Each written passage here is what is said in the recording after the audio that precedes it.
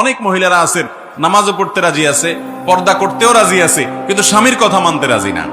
এবং শয়তান আমাদেরকে এই জায়গাতে আমাদের মা বোনদের সবচাইতে বেশি ধোঁকা দিয়ে থাকে। তথাকথিত নারীবাদীরা আমাদের মা বোনদেরকে উস্কে দেয় যে না, নিজের কথা মতো চলতে হবে, স্বাধীন মতো থাকতে হবে। ভাইরা আমার, বোনেরা আমার, অবশ্যই স্বাধীনতা আপনাকে ইসলাম দিয়েছে, কিন্তু প্রত্যেকটা স্বাধীনতার একটা সীমানা আছে, একটা নির্দিষ্ট ডেফিনেশন আছে। আপনি যদি স্বাধীনতার নাম দিয়ে আপনার স্বামীর নির্দেশকে লঙ্ঘন করেন, তাকে পাত্তা না দেন, তাকে তোয়াক্কা না করেন, তাকে ইজ্জত না করেন, তাহলে সেক্ষেত্রে আল্লাহর কাছে আপনি অপরাধী হিসাবে বিবেচিত হবেন। এটা আপনার দুনিয়াকেই শেষ করবে, আখিরাত তো পরেই।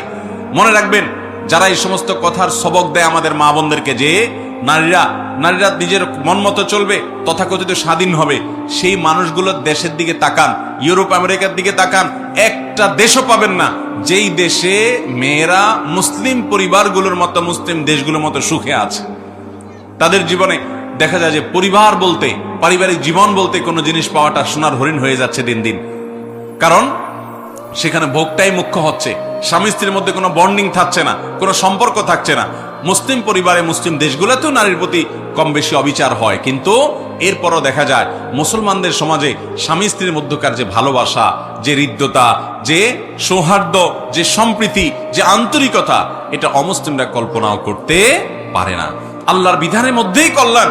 আপনার কাছে মনে হতে পারে আপনার স্বামী, তার কোনো কথা আপনার ভালো লাগে না, সে হয়তো আপনার চাইতে কম বোঝে, হয়তো সে অনেক ক্ষেত্রে হয়তো পিছিয়ে আছে, তারপরও সে যদি আল্লাহর আদেশের বাইরে আপনাকে কিছু না বলে, খারাপ কোনো নির্দেশ যদি না করে, তাহলে সেক্ষেত্রে আপনি তার কথা মানবেন।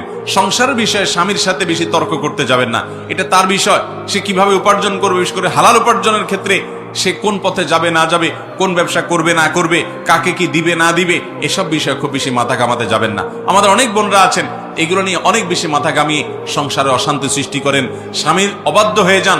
মনে রাখবেন, মুসলিম নারীর জন্য আল্লাহর তরফ থেকে অনেক বড় একটা পরীক্ষার বিষয় হলো যে আপনার স্বামীকে আপনি কতটা মানতে পারলেন।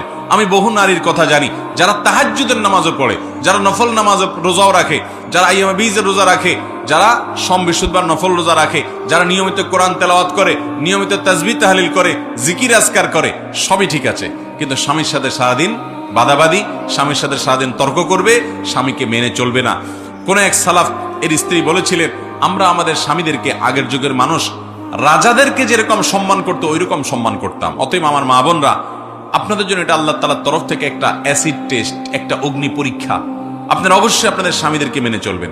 স্বামীদের অবশ্য কর্তব্য স্ত্রীর সাথে সর্বোচ্চ সুন্দর আচরণ করবে, কারণ নবীজি সাল্লাল্লাহু আলাইহি সাল্লাম বলেছেন, তোমাদের মধ্যে স্ত্রীদের কাছে যে যত বেশি ভালো, সে আসলেই ভালো এবং আল্লাহর কাছে ভালো।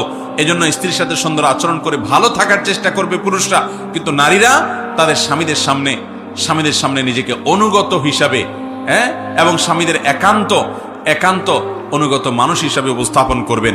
কারণ নবী করিম সাল্লাল্লাহু আলাইহি ওয়াসাল্লাম ওই যে শর্ট সিলেবাসে নারীদের 4 কাজে জান্নাতের কথা বলেছেন, অফার করেছেন, এর ভিতরে একটা হলো আতাআত যাওজাহা, যে নারী তার স্বামীর কথা শুনে, স্বামীর সাথে কুতর্ক করে না, ঝগড়াঝাটি করে না, বেয়াদবি করে না এবং তেড়ামি